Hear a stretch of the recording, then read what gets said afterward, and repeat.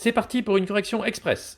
Première question, symphonie, ça veut dire quoi? Bah, ça veut dire symphonie. D'accord, merci, mais une symphonie, c'est quoi? Bah, c'est d'abord une œuvre instrumentale.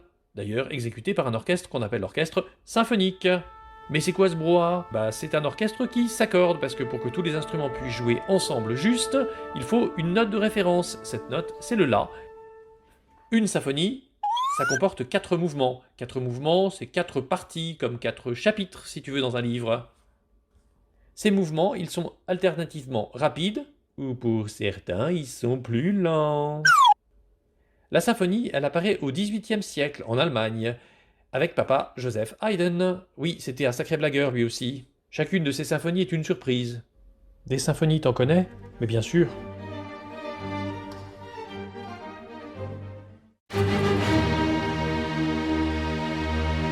Symphonie in C. Qu'est-ce que ça veut dire? C, c'est pas du français. Alors c'est quoi? C, c'est une note ou c'est autre chose? Eh bien, c'est une note, puisque en France, nous utilisons pour désigner les notes de musique do, ré, mi, fa, sol, la, si, mais dans les autres pays, anglo-saxons et germaniques en particulier, ce sont les lettres de l'alphabet, et C correspond justement au Do. Et au XVIIIe siècle, Jean-Sébastien Bach utilise les lettres de son nom pour former une petite mélodie qui va lui servir de thème principal à la composition de certaines de ses œuvres. C'est ce qu'on appelle une signature musicale, et d'ailleurs, il ne sera pas le seul compositeur à faire cela. Mais ça peut être évidemment autre chose. Covid, confinement, cuisine. Allez, petit clin d'œil, j'arrête là. KV19, comme Covid-19. Non, pas du tout. KV, c'est l'abréviation de Köchel-Verzeichnis. Köchel, c'était un brave monsieur qui a eu la bonne idée de classer les œuvres d'un certain Mozart dans leur ordre de composition, l'ordre chronologique. Donc, quand j'ai le Köchel 19, c'est une œuvre de jeunesse. Le petit Mozart, il avait 9 ans quand il a écrit ça. Conductor, évidemment, ça fait penser à conducteur. Bon, on n'est pas si loin finalement, parce que en anglais, ça veut dire chef d'orchestre, tout simplement. Et le chef d'orchestre, c'est lui qui conduit l'orchestre. Certes, on ne l'entend pas, mais c'est un petit peu comme le metteur en scène au théâtre qu'on ne voit pas, ou le réalisateur au cinéma qui est derrière la caméra, mais dont les rôles sont essentiels. Le chef d'orchestre est celui qui va donner son interprétation de l'œuvre et faire quelque chose de cohérent de tout un orchestre où si chacun voulait jouer à sa manière, je vous dis pas le résultat. Bon alors ici tu vois quoi? Bah oui, bien sûr le chef d'orchestre, évidemment, on le voit mais on l'entend pas, c'est normal, il joue pas d'instrument. Et puis on entend des violons, et on entend également d'autres instruments à cordes mais on ne les voit pas. Qu'est-ce qu'ils font de bizarre, eux? Ils jouent pas avec l'archet. Ils prennent leurs instruments en pinçant les cordes. Ça s'appelle le pizzicato. Grand, petit, debout, caché. Eh bien oui, car si tu écoutes la musique, tu te rends compte qu'elle est tantôt forte, tantôt faible. On dit en musique forte ou piano. Et cela, ça s'appelle des nuances. Il en existe des tas d'autres. La vidéo comportait 2 parties.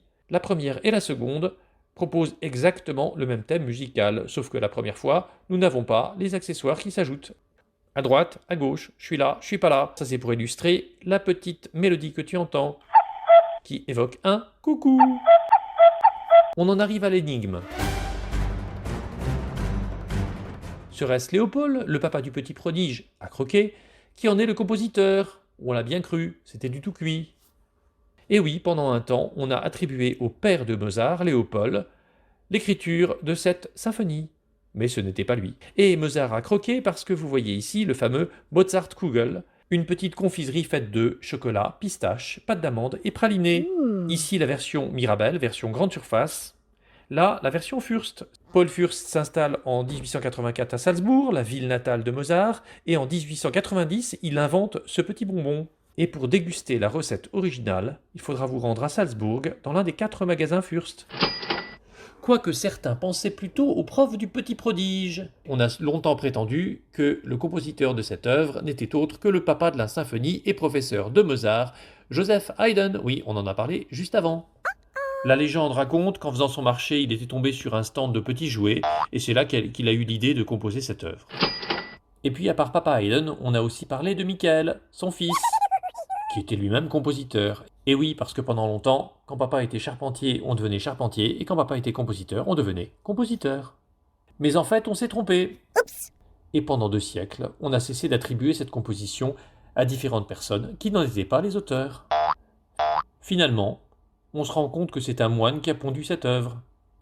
Pas étonnant que ce moine haut nous gratifie de chants d'oiseaux. Mais non, frère Edmund Angerer n'est pas le père de Hungry Bird. Angerer signifie colère en allemand, comme hungry en anglais, mais rien de plus. Pâte, casserole, entonnoir, bière remplacent les jouets de la version originale. Crécelle, tambourin, trompette enjouée ou petite happo imitant le chant du coucou. En fin de compte, cette œuvre n'est autre que la Kindersymphonie que l'on traduit en français par Symphonie des jouets. En voici un petit extrait dans sa version originale.